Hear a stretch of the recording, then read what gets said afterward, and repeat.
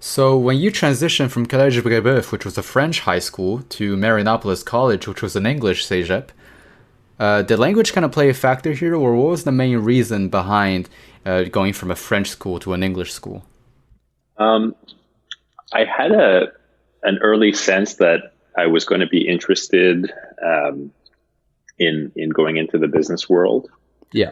um, and because of that, my my parents encouraged me to get a bit more comfortable in English, and Mm-hmm. particularly if I wanted to play um, a role, either in Canada outside of Quebec or a role on the global scene, Yeah. I'd have to get comfortable in English.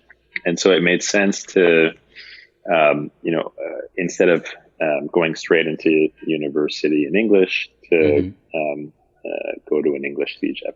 That was the thinking there. Were there any difficulties when you transitioned in terms of language, or anything you didn't really expect? I think it was tough at first, but once you get a hang of it, I was able to adapt fairly Okay. quickly. Yeah. And I think it's an experience that I would recommend for everyone, like to study partly in French and partly in English throughout your studies. Mm-hmm. I think that's something that just creates such a well-rounded communicator Absolutely. that I would highly recommend that. So I guess that must have challenged you a lot, in getting outside of your comfort zone. Definitely. Like, I think one of the key themes in my life has always been that desire to get outside of my comfort zone. Mm-hmm. Um, for some reason, I've always had this notion that everything good in life is slightly outside of your comfort zone.